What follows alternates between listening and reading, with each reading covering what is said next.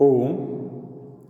प्रिय विद्यार्थियों, संस्कृत की इस कक्षा में आप सबका स्वागत है। आज हम छठे पाठ का अभ्यास करने जा रहे हैं। पहला प्रश्न, पाठम पठित्वा वदन्तु लिखन्तु च आम अथवा न। पाठ को पढ़कर बोलो और लिखो हाँ अथवा नहीं। तो इसका पहला भाग, किम काकः वृक्षे वसति स्म। तो इसका उत्तर आ जाएगा आम। किम सैनिकाः सर्पस्य विनाशस्य उपायम् अचिन्तयत् न। किम सर्पः कुटीरे वसति स्म। क्या सांप कुटिया में रहता था। तो इसका उत्तर आ जाएगा न, क्योंकि वो बिल में रहता था, कोटरे ये आंसर है उसका। तो न। आगे का भाग, किम राजकुमारः प्रतिदिनं सरोवरम् आगच्छति स्म। क्या राजकुमार प्रतिदिन तालाब पर आता था। आम। पांचवा भाग, किम काकी हारम कोटरे अक्षिपत। क्या काकी ने अर्थात कौवी ने हार को बिल में फेंका। आम। छठा भाग, किम काकः सर्पस्य वधम अकरोत्। क्या कौवे ने सांप का वध किया। न। प्रश्न नंबर 2, मंजूषाया उचितं पदं चित्वा रिक्तस्थानानि पूरयन्तु। मंजूषाया उचितं पदं चित्वा रिक्तस्थानानि पूरयन्तु। कोष्टक से उचित शब्द को चुनकर रिक्त स्थानों की पूर्ति करो। तो कोष्टक से आपने शब्दों को चुनकर रिक्त स्थान को भरना है। पहला भाग, एकस्मिन् वृक्षे काकः वसति स्म। दूसरा भाग, काकः स्वशावकान् स्नेहेन पालयति स्म। स्नेहेन। तीसरा भाग, सर्प शावकान् अखादत्। सांप ने बच्चों को खा लिया, शावकान। चौथा भाग, राजकुमारः सरोवरे स्नानाय प्रतिदिनम् आगच्छति। राजकुमार तालाब पर स्नान के लिए प्रतिदिन आता है। स्नानाय आएगा इस रिक्त स्थान में। पांचवा भाग, वस्त्राणि अवतार्य शिलायां स्थापयति। वस्त्रों को उतारकर शिलायाम का अर्थ होता है चट्टान पर रखता है। प्रश्न नंबर 3, मंजूषाया उचितम पदम चित्वा लिखन्तु। कोष्टक से आपने उचित शब्द को, पर्यायवाची शब्दों को चुन करके लिखना है। तो दृष्टवा का अर्थ होता है देखकर, तो इसका पर्यायवाची शब्द होगा अवलोक्य का अर्थ भी देखकर होता है। लब्धवा का अर्थ होता है प्राप्त करके। तो प्राप्य का अर्थ भी प्राप्त करके, इसका पर्यायवाची शब्द प्राप्य। गृहीत्वा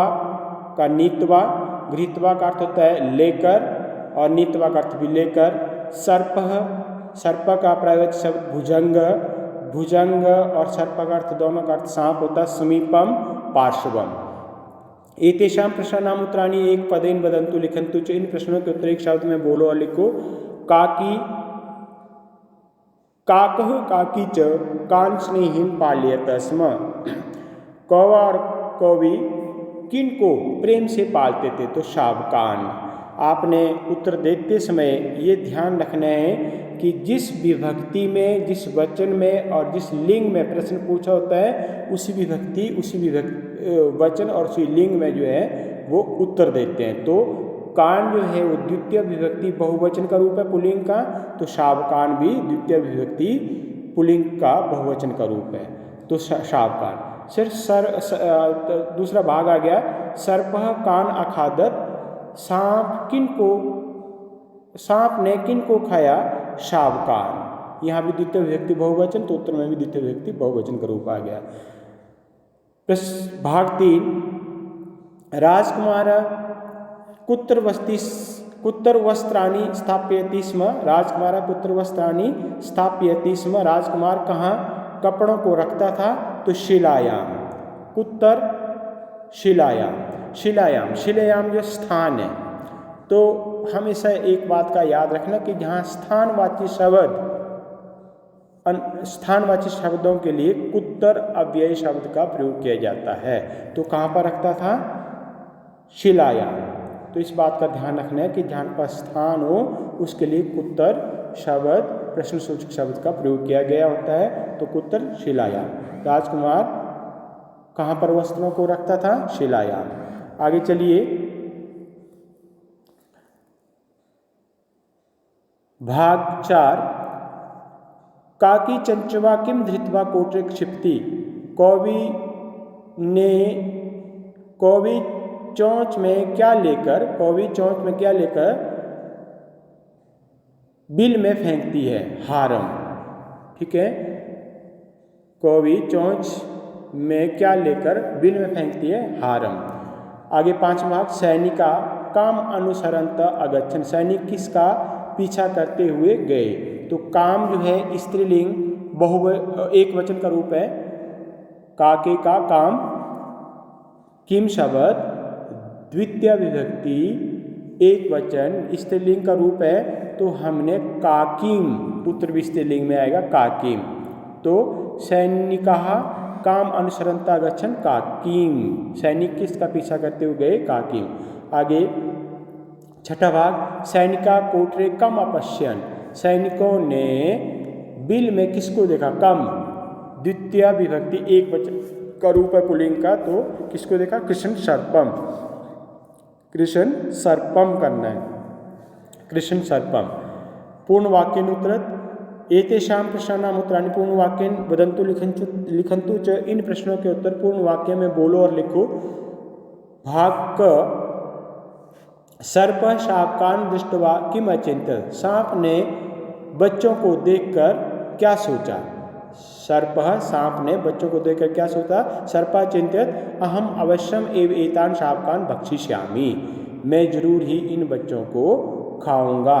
भक्षिष्यामि, अहम अवश्यम एव एतान शाकान भक्षिष्यामि। मैं जरूर ही इन बच्चों को खाऊंगा। दूसरा भाग, कह सर्पस्य विनाशस्य उपायम अचिंत्यत। किसने सांप के विनाश का उपाय सोचा? तो काकः सर्पस्य विनाशस्य उपायम अचिंत्यत। कौवे ने सांप के विनाश का उपाय सोचा। भाग 3, सर्पः मृतं दृष्ट्वा काकः काकी च कीदृशो भवताम। सांप को मरा हुआ देखकर कौवा और कौवी कैसे हो गए? सर्पः मृतं दृष्ट्वा काकः काकी च निश्चिन्तौ अभवताम। सांप को मरा हुआ देखकर कौवा और काकी निश्चिंत हो गए। के सर्पस्य वधम अकुर्वन्। किन्होंने सांप का वध किया? सैनिका सर्पस्य वधम अकुर्वन्। सैनिकों ने सांप का वध किया। वृक्षस्य कोटरे कः वसति स्म। पेड़ के बिल में कौन रहता था? वृक्षस्य कोटरे सर्पः वसति स्म।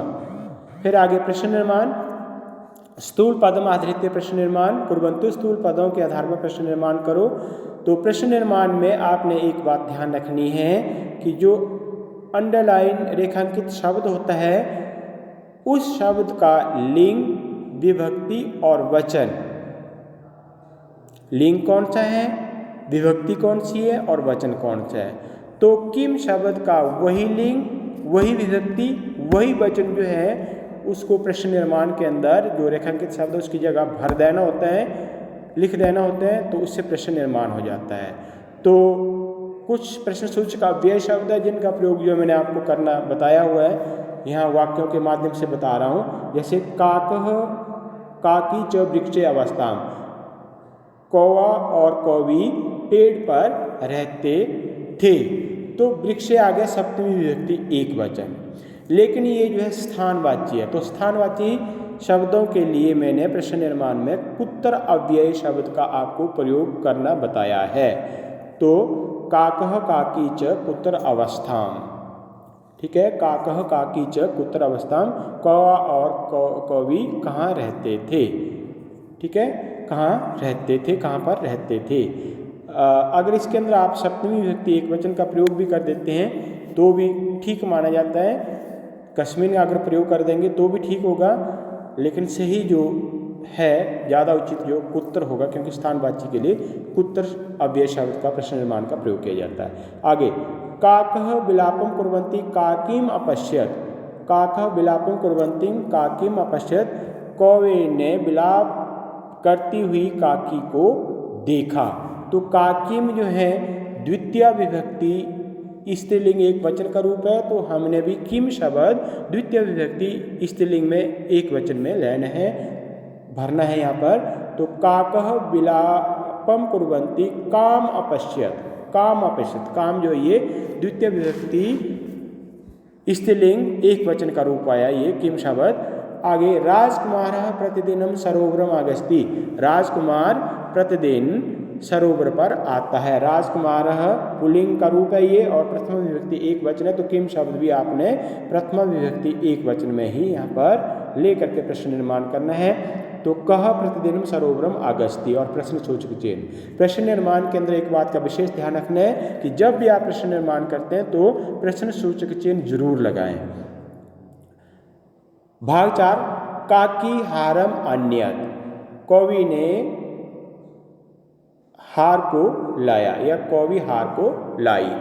तो काकी जो है ये स्त्रीलिंग, ईकारांत स्त्रीलिंग शब्द है, तो हमने जो लेना है वो किम शब्द स्त्रीलिंग में लेना है और काकी प्रथमा विभक्ति एक वचन है, तो किम शब्द प्रथम विभक्ति के एक वचन का रूप भरा जाएगा। तो का हारम अन्यत, कौन हार को लाई। आगे चलिए, सैनिका कोटरे कृष्ण सर्पम अपश्यत, सैनिकों ने बिल में काले सांप को देखा। कोटरे जो आ गया ये स्थानवाची आ गया, तो यहाँ पर कुत्र अव्यय शब्द का प्रयोग किया जाएगा। सैनिका कुत्र कृष्ण सर्पम अपश्यन, अपश्यन, अपश्यन करना हलंत करना आपने अपश्यन। फिर कृष्ण सर्पम मृतम दृष्टवा काका काकी च निश्चिंतो भक्ताम, काले सांप को मरा हुआ देखकर कौवा और कौवी निश्चिंत हो गए। तो यहाँ जो है ये प्रथमा विभक्ति द्विवचन के रूप का प्रयोग किया जाएगा। तो कौवा काका काकी जो है ये द्विवचन है और हमने पुल्लिंग का प्रयोग करना है यहाँ पर। कृष्ण सर्प मृतम दृष्टवा कौ निश्चिंतो अभवताम, काले सांप को मरा हुआ देखकर कौन निश्चिंत हो गए। आगे प्रश्न नंबर 3, प्रश्न नंबर 7, प्रश्न नंबर 7 में आपने अधोलिखित वाक्यानि कथाक्रमानुसारेण लिखन्तु, अधोलिखित वाक्यों को कथाक्रम के अनुसार लिखो। हमने इन वाक्यों को, जैसे हमने कहानी पढ़ी, कहानी के अंदर कौन सा वाक्य पहले नंबर पाया, कौन सा दूसरे नंबर पाया, कौन सा तीसरे नंबर पाया, तो घटनाक्रम के अनुसार इन वाक्यों को हमें पुनः लिखना होता है और अच्छी हैंड राइटिंग में लिखना होता है।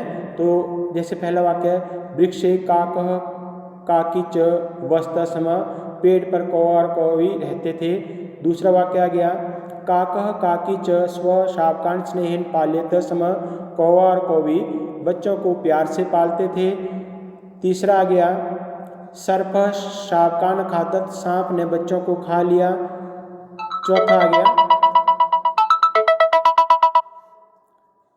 चौथा आ गया हमारा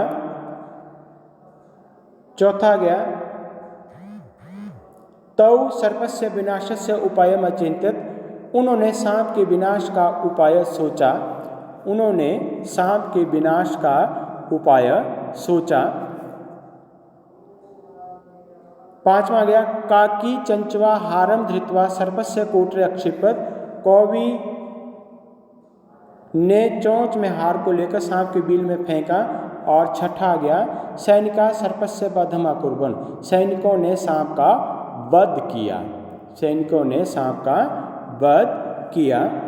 मूल्यात्मक प्रश्न, अस्मिन् पाठे काकः स्वपरिवारेण सह स्नेहेन वसति, इस पाठ में कौवा अपने परिवार के साथ प्यार से रहता था या स्नेह से रहता था।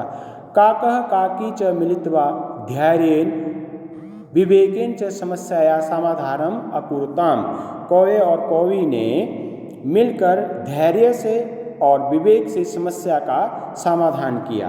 अब पहला आ गया इसका भवन्तः कक्षायां सहपाठिभिः सह कथम वसन्ति, तो आप कक्षा में सहपाठियों के साथ कैसे रहते हैं।